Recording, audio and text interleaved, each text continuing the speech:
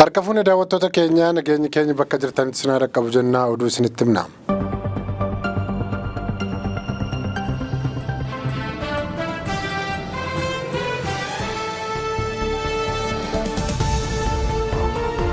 Hooggantuun jaarmiyaa maallaqaa addunyaa Finfinnee jiru.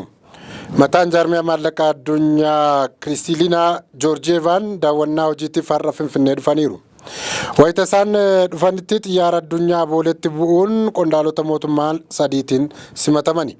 Daarektarri jaarmiyaa maallaqaa addunyaa yookaan IMF'tiin baga nagaan dhuftan jechuun kan simatan ministeera maallaqaa Ahmed Shidee, hoogganaa baankii biyyaalessaa Maammoo Miratuu fi ministeera karooraa fi diinagdee Dr. Fitsum Asaffaa turani.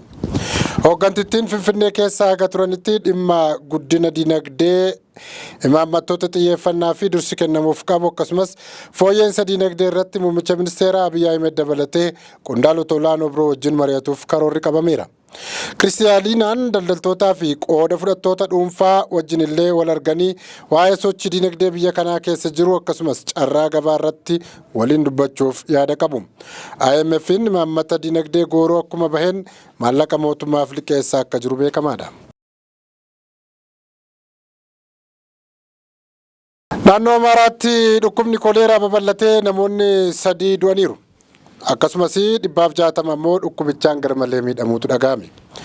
Weerarri koleeraa naannoo Amaaraatti akka haaraatti kan hordofee lubbuun namoota 3 darbuu fi 160 dhukkubichaan faalamuu Koomishiniin Awurooppaatti dhaabbanni eegumsa siivilii fi duula gargaarsa namoomaa Awurooppaa beeksise. Dhaabbatichi ibsa gaafa guraandhala 6 bara 2025 baaseen Gondar lixaa aanaa Qaaraatti namoonni 122 dhibichaan qabamuu fi ganda Wuhaatti lubbuun namoota 3 darbuu akkasumas godina giddu galeessa Gondaritti namoota 3 qabamuu fi tokko kan du'ee fi magaalaa guddoo naannoo Amaaraa Bahar Daaritti ammoo namoonni 33 dhibichaan qabamuu ibseera. Weerarri suni taatee bishaan qulqulluu Goorgisii aanaa Qaaraatti argamu kan namoonni hedduu itti argamaniin kan wal qabatu ta'uu eerameera. Weerarri suni yoo babal'ate badii kana caala akka qaqqabsiisu dhaabbanni eegumsa siivilii fi duula gargaarsa namoomaa Awurooppaa beeksiseera.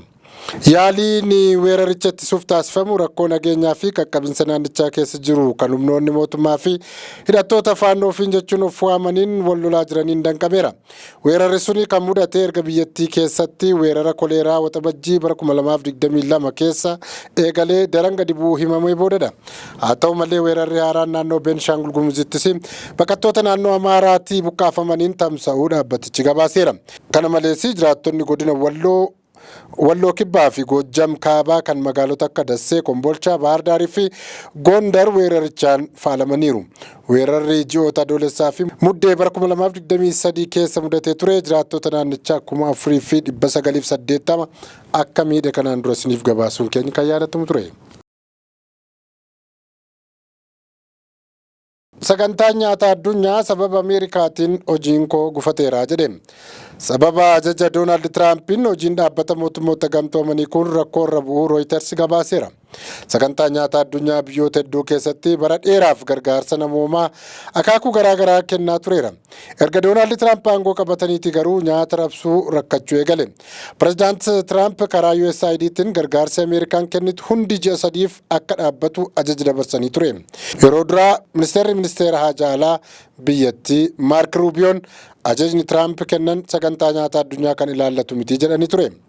Oduun amma karaa Rooyitersiin bahee immoo dhaabbatichi hojii gargaarsaa kennuu akka dhaabu itti himameera jedha.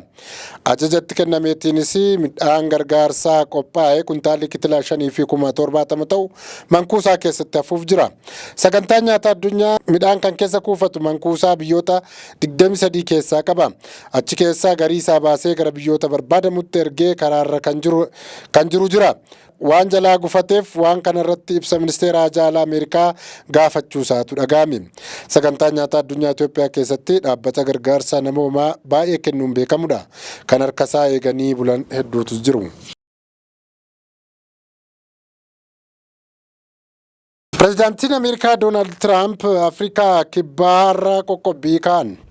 Pireezidaantiin Ameerikaa Doonaald Tiraamp deeggarsi maallaqaa Afrikaa kibbaaf kennamaa ture akka addaan citu ajaja pireezidaantummaa kaleessa dabarsaniiru. Afrikaan kibbaa warra adii achi jiraatan irraa lafa fudhachuuf seera loogii qabu baaste jechuun deeggarsa maallaqaa akka irraa kutan dhaadataniiru. Sababni dabalataa Doonaald Tiraamp deeggarsa irraa kutan Israa'el Gaazaa keessatti daguuggaa sanyii gaggeessite jechuun Afrikaan kibbaa mana murtii haqaa idil addunyaatti himachuu isheeti.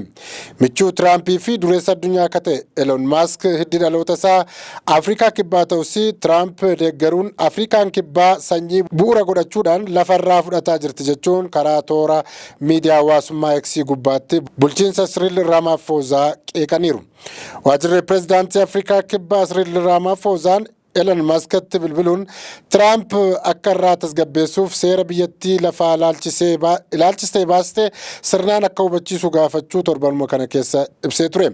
Pireezidaantii Siriil Ramaphosa garuu seerri biyyattiin baastee uummanni bifa haqa qabeessa ta'een lafatti akka fayyadamu kan godhudha jechuun Tiraamp seericha akka hin taanetti hubataniiru jechuun ibseera.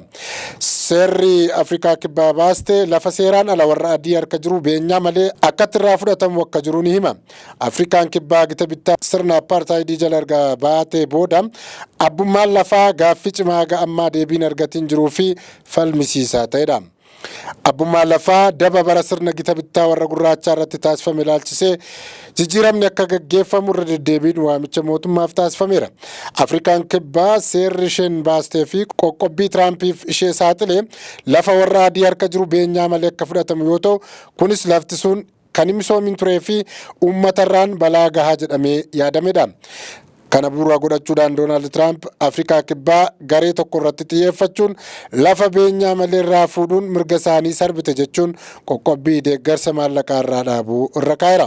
Akkaataa ajaja Tiraamp Afrikaa kibbaa irratti dabarse kanaan Ameerikaan deeggarsa maallaqaa Afrikaa kibbaaf gochaa turte hunda ni dhaabdi.